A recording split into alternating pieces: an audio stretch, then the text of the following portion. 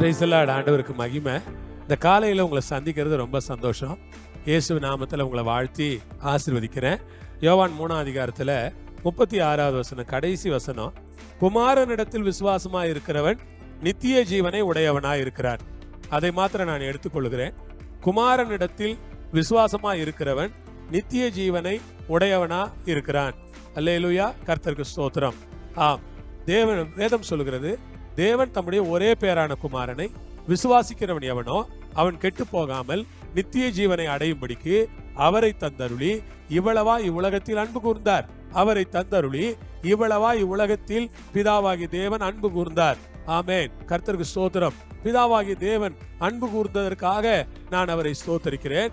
பிதாவாகி தேவன் அன்புள்ளவராய் இருக்கிறார், அன்பு கூறுகிறவராக இருக்கிறார். கர்த்தருக்கு மகிமை. அந்த பிதாவாகிய தேவன் தம்முடைய குமாரனை கொடுத்ததன் மூலமாய் மனுக்குலத்தின் மேல் அதிகமான அன்புள்ளவராக அவர் மாறி இருக்கிறார். அதனால் வேதம் என்ன சொல்லுகிறது? குமாரனிடத்தில் விசுவாசமாய் இருக்கிறவன் நித்திய ஜீவனை உடையவனாய் இருக்கிறார். நித்திய ஜீவனை அடைகிறதற்கு உங்களுக்கு எனக்கு என்ன தேவை என்றால், குமாரனிடத்திலே நாம் விசுவாசமாய் இருக்க வேண்டும். இன்னைக்கு எல்லோரும் ஒரு காரியத்தை நாம் புரிந்து அறிந்து தெரிந்து வைத்திருக்க வேண்டும். குமாரனிடத்திலே விசுவாசமாய் இருக்க வேண்டும். கர்த்தருக்கு ஸ்தோத்திரம். நாம் யாரிடத்திலே விசுவாசமாய் இருக்க வேண்டும்? குமாரனிடத்திலே விசுவாசமாய் இருக்க வேண்டும். அதற்காக ஆண்டவரை நான் ஸ்தோத்தரிக்கிறேன்.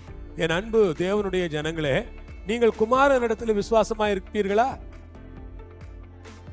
அதுதான் இன்றைய முக்கியமான செய்தி. குமாரனிடத்திலே, தேவ குமாரன் மேல் விசுவாசம் வையுங்கள்.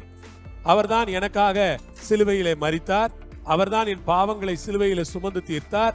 என் சாபங்களை சிலுவையிலே சுமந்து தீர்த்தார். என்னுடைய வியாதியை சிலுவையிலே சுமந்து தீர்த்தார். என்னுடைய தரித்திரத்தை சிலுவையிலே சுமந்து தீர்த்தார். அவர் எனக்காக சிலுவையிலே தொங்கினார்.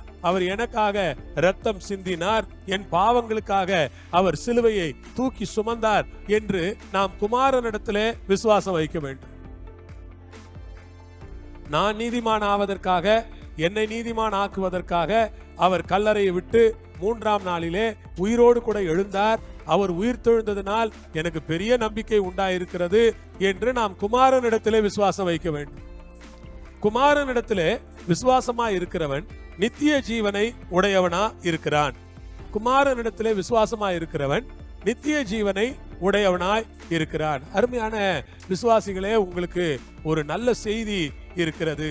நீங்கள் தேவனை விசுவாசிப்பதனால், இயேசு கிறிஸ்துவை விசுவாசிப்பதனால் நீங்கள் நித்திய ஜீவனை பெற்றிருக்கிறீர்கள். பைபிள் சொல்கிறது, கர்த்தராகிய இயேசு கிறிஸ்துவை விசுவாசி, அப்பொழுது நீயும் உன் வீட்டாரும் ரட்சிக்கப்படுவீர்கள். உங்களுக்கு மட்டும் இல்ல நித்திய ஜீவன், நீங்க விசுவாசிங்கன்னா நீங்களும் உங்க வீட்டாரும் எல்லாரும் ரட்சிக்கப்படுறதுக்கு இயேசு கிறிஸ்துவனுடைய அந்த காரியங்கள் போதுமானதாக இருக்கிறது.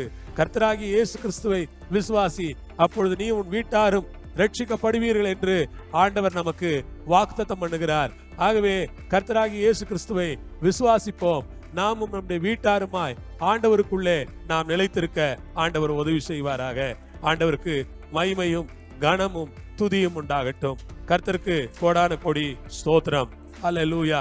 அப்ப அவர் சொல்றாரு, குமாரனை விசுவாசியாதவனும் ஜீவனை காண்பதில்லை, தேவனுடைய கோபம் அவன் மேல் நிலை நிற்கும். குமாரனை விசுவாசியாதவன் நித்திய ஜீவனை அடைய மாட்டான் என்று அவர் சொல்லுகிறார். மாத்திரமல்ல, தேவ கோபம் அவன் மேல் நிலை நிற்கும். தேவ கோபமானது அவன் மேல் நிலை நிற்கக்கூடியதாக இருக்கிறது. அன்பு தேவனுடைய பிள்ளைகளே, சகோதர சகோதரிகளே, தேவ கோபம் இவ்வளவு பயங்கரமானது. பாத்தீங்களா? தேவ கோபம் வந்துருமா? அந்த தேவ கோபம் வந்துருச்சுன்னா ஒன்றும் பண்ண முடியாதுல்ல.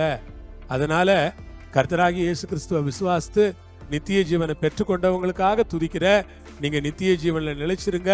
நித்திய ஜீவன் உங்களுக்கு கிடைக்கும் வர, அந்த பரலோக வாழ்வை நீங்க அடையும் வர கிறிஸ்துவுக்குள்ள கவனமா இருந்து, ஜாக்கிரதையா இருந்து, ஜப ஜீவியத்துல உண்மையா இருந்து, பரிசுத்த ஜீவியத்துல உண்மையா இருந்து உங்களை விசுவாசத்தை கடைசி மட்டும் காத்து கொள்ளுங்கள் என்று உங்களை உற்சாகப்படுத்துகிறேன்.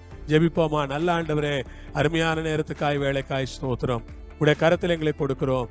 தேவரீர் கூட இருப்பீராக. உடைய பிள்ளைகளை ஆசீர்வதித்து வழி நடத்துவீராக. காத்துக்கொள்ளும். நல்ல நாமத்தை மகிமைப்படுத்தி அருளும். இயேசுவின் மூலம் வேண்டுகிறோம் பரமபிதாவே. ஆமென்.